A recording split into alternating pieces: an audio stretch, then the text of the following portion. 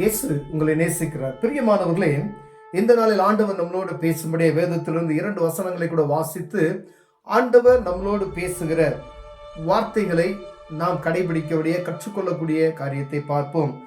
அது எபிரேயர் புஸ்தகம் 9வது அதிகாரம் 13, 14 வசனங்கள் எப்படியாக சொல்லுகிறது. அது எப்படி எனில், காளை, வெள்ளாட்டுக்கடா இவைகளின் இரத்தமும் தீட்டுப்பட்டவர்கள் மேல் தெளிக்கப்பட்ட கடாரியின் சாம்பலும்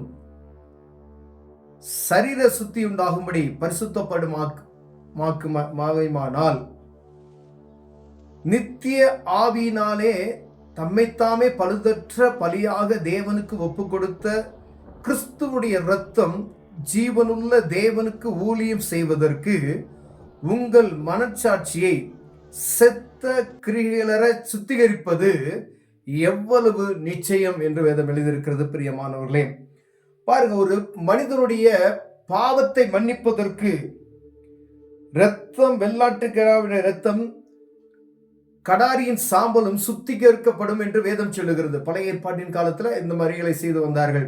ஆனால் நித்திய ஆவியிலே தம்மைத்தாமே பழுதற்ற பலியாக தேவனுக்கு எதுக்கு ஒப்பு கொடுத்தார்? மனிதனுடைய பாவத்தை மீட்டு கொள்ளும்படியாய் ஒப்பு கொடுத்தாராம். பாருங்க, அப்ப மனிதனுடைய பாவத்தை மீட்டு கொள்ளும்படியாய் பிதாவானவர் தன் குமாரனையே கொடுத்திருக்கிறார். இந்த மனிதனுக்கு எந்த ஒரு பலியும் செலுத்த இயலாது என்று சொல்லி தானே மனிதனாக அவதரித்து அந்த பாவத்தை சுமந்து கொண்டார். அப்ப கிறிஸ்துவனுடைய இந்த இரத்தம் ஜீவனுள்ள தேவனுக்கு ஊழியம் செய்வதற்கு உங்கள் மனச்சாட்சியை செத்த கிரியைகள் அற சுத்திகரிப்பது எவ்வளவு நிச்சயம். ஒரு ஆட்டுக்கடாவின் ரத்தம், கோழி ரத்தம் இதுகளை தெளித்து ஒரு மனிதனுடைய பாவத்தை சுத்திகரிக்குமே. ஆனால் ஆண்டவராகிய இயேசு கிறிஸ்துவின் இரத்தம் ஊழியம் செய்யக்கூடிய, கிறிஸ்துவின் அன்பை பெற்றுக்கொண்டு மற்றவர்களுக்கு போதிக்கக்கூடிய உங்கள் இருதயத்தில் காணப்படுகிற செத்த கிரியைகளை அற்றுப்போக செய்வது எவ்வளவு நிச்சயம் என்று சொல்லுகிறார். அதாவது நம்ம ஆண்டவருடைய வார்த்தையை கேட்டிருப்போம், கேட்டுட்டு அது பிரதிபலிக்காதபடிக்கு நம்ம இருதயத்துல ஒரு மலட்டுத்தன்மையாக இருப்போம். பாருங்களேன், ஆண்டவர் அதை தான் சொல்லுகிறார்.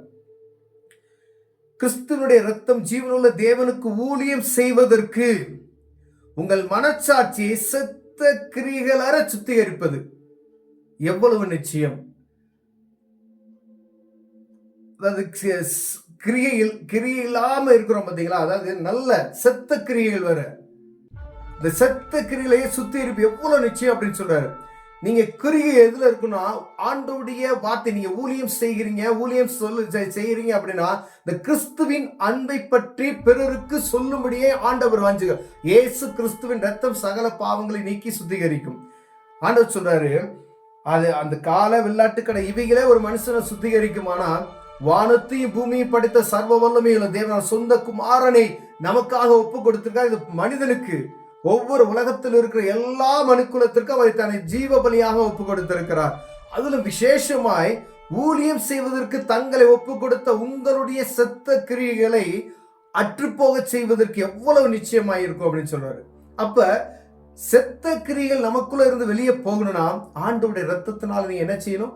கழுவப்படணும். கண்டிப்பா ஆண்டவருடைய ரத்தத்தினால நீங்க கழுவப்பட்டீங்கன்னா தான், அதாவது பாவத்துக்கு மரித்து நீதிக்கு பிழைக்கிற ஒரு அனுபவம் உங்களுக்குள் இருக்குமே. ஆனால் அப்படிப்பட்டதான ஆண்டவருடைய மகிமையை நீங்கள் காண முடியும். பிரியமானவர்களே, ஒருவேளை இந்த செத்த கிரியைகள் நமக்குள்ள மீண்டும் மீண்டும் வருகிறது அப்படின்னா ஏதோ மேலோட்டமாய் நம் வார்த்தைகளை கேட்டுட்டு அதை அபியாசப்படுத்தாதபடிக்கு ஆண்டவருடைய சத்தத்தை இந்த காதுல வாங்கிட்டு இந்த ஒரு வாரத்துல கேட்டுட்டு ஒரு நல்ல மெசேஜ் கேட்டோம் அப்படின்னு சொல்லிட்டு நம்ம போய்விட்டோமே, ஆனால் அதுல ஒரு பிரயோஜனமும் கிடையாது.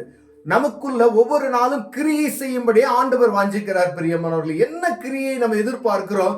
ஆண்டவர்கிட்ட நீங்க ஏதாவது பெற்றுக்கொள்ளணும். அப்ப ஒரு அற்புதத்தை நீங்க பெற்றுக்கொள்வீங்கன்னு வச்சுக்கோங்களேன். ஆண்டவர் பாருங்க, குஷ்டரோகி 9 குஷ்டரோகிகள் சுத்தமாகறாங்க. 9 பேர் 10 பேர் சுகமாகறாங்க. அதுல ஒருத்தர் ஆண்டவர்கிட்ட இதனை காட்டி நான் சுத்தமாயிட்டேன் அப்படின்னு நன்றி சொல்ல வருகிறார். அப்ப சுகமானவர்கள் எத்தனை பேர் இல்ல, நீங்க ஒருவன் தான் வந்தானா அப்படின்னு சொல்லி ஆண்டவர் கேட்கிறார். 9 பேர்ல மிச்சவங்களாம் எங்க அப்படின்னு கேட்கிறாரு. அப்ப ஆண்டவர் அற்புதம் செய்கிறார். அந்த அற்புதம் செய்வதற்கு தேவனுடைய அந்த அன்பு வெளிப்படணும், அவருடைய மகிமை வெளிப்படணும் என்பதாய் பாருங்களேன், சில காரியங்கள்ல யூதர்கள் வந்து கேட்பாங்க இயேசு கிறிஸ்துத்த, இவன் செய்த பாவம், இந்த பாவம், இவன் வந்த வியாதி இவன் செய்த பாவமா, இவர்கள் முன்னோர்கள் செய்த பாவமா, இவங்க பெற்றோர்கள் செய்த அப்படி பாவம் கேட்பாங்க. அப்ப ஆண்டவர் சொல்றாரு, இவன் செய்த பாவம் அல்ல, முன்னோர்கள் செய்த பாவம் அல்ல, ஆண்டோடைய மகிமை வெளிப்படுவதற்காகவே இவன் இப்படியாக இருக்கிறான் அப்படின்னு சொல்லுவாரு. அப்ப கர்த்தருடைய மகிமையை நீங்க ருசிக்கணும். அப்ப நீங்க ருசிச்சீங்கன்னா தான் செத்த கிரிகளார ஆண்டவருக்காய் எழும்பி பிரகாசிக்கப்படியும். பிரியமானவர்களே, ஒரு சின்ன காரியத்தை நீங்க ருசித்து பாருங்களேன். அப்பதான் அந்த அன்பை மீண்டும் மீண்டுமா நீங்க என்ன செய்ய முடியும்? ருசிக்க முடியும். ஒரு ஆரஞ்சு பழம் இருக்குன்னு வச்சுக்கோங்க. இந்த ஆரஞ்சு பழத்தை பார்த்துட்டு அழகா இருக்கு, அழகா கலரா இருக்கு, நல்ல ஸ்மெல் வருது, இதெல்லாம் பார்த்துட்டு திருப்பி வச்சுட்டு நீங்க அப்படி போயிட்டீங்க அப்படின்னா, ஒவ்வொரு வாரமும் அதை வச்சுட்டு நீங்க போயிட்டீங்கன்னு வச்சுக்கீங்களேன், அதுல ஒரு பிரயோஜனம் இல்லை.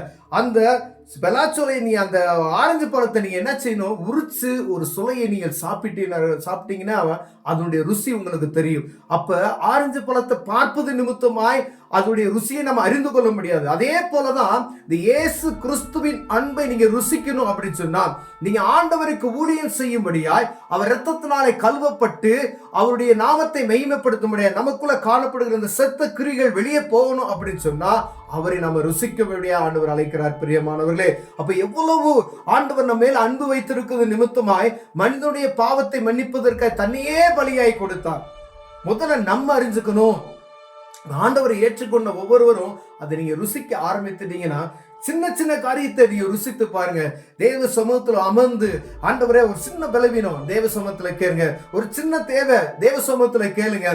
அநேக நேரம் போராடி ஜெபிக்கிறது போல ஆலயத்துக்கு போனோம், வந்துருவோம், ஆண்டவர்கிட்ட கேட்டோம், நாங்க கிடைக்கல, வருஷம் பூரா நாங்க ஜெபம் பண்றோம், கேட்கல, ஆண்டவர் எனக்கு பதில் கொடுக்கல அப்படின்னு சொல்லுகிறோம். ஆனா அவரை உங்கள் தகப்பனாய், என் சொந்த தெய்வமாய், அவரே மெய்யான தெய்வம், வானத்தையும் பூமியும் படைத்த அவரே சர்வ வல்லமையுள்ள தேவன் என்று நீங்க உள்ளத்தின் ஆழத்தில் நினைத்து அந்த விசுவாசத்தோடு நீங்கள் கேட்பீர்களானால் ஆண்டவர் உங்களுக்கு எதையும் செய்ய வல்லமையுள்ளவராய் இருக்கிறார். அற்புதம் செய்கிறவர் அவர். எல்லாவற்றையும் அவர் கண்களுக்கு மறைவானது ஒன்றுமில்லை என்று வேதம் சொல்லுகிறது. அப்படி நீங்க தேவ சமூகத்துல கேட்டு அப்படிப்பட்ட அன்பை நீங்கள் பெற்றுக்கொள்வீர்கள். ஊழியம் செய்வதற்கு உங்களுக்கு தடையா இருக்கிற அந்த செத்த கிரிகளை ஆண்டவர் என்ன செய்வாரா? அப்படி அழித்து போட்டு விடுவார் என்று சொல்லப்படுகிறது. ஒருவேளை இப்படிப்பட்டதான விசுவாசத்தில் நம்ம குறைவுள்ளவர்களாய் காணப்பட்டோமேனால், ஆண்டோடைய பிரசன்னத்தை ஊழியம் செய்வதற்கு ஏதோ ஒரு காரியம் நமக்கு தடையா இருக்குன்னா, அவருடைய அன்பை முதல்ல நம்ம ருசித்தோம்னா, இந்த அன்பை ருசித்துட்டு பிறருக்கு நம்ம சொன்னோம்னா அது மகிமையுள்ளதாய் காணப்படும். கண்களை மூடுவோம், ஜெபம் செய்வோம். அன்பு தகப்பனே, உம்மை அறிந்திருக்கிற ஆண்டவரே, உம்மை ருசிக்க எங்களுக்கு கிருபை பாராட்டுவீராக. எங்களுக்குள்ள காணப்படுகிற செத்த கிரிகள், ஊழியம் செய்வதற்கு தடையா இருக்கிற செத்த கிரிகளை அற்று போகும்படியா இரத்தத்தினால் எங்களை கழுவி சுத்திகரிப்பீராக. இயேசுவின் நாமத்தில் பிதாவே, ஆமென்.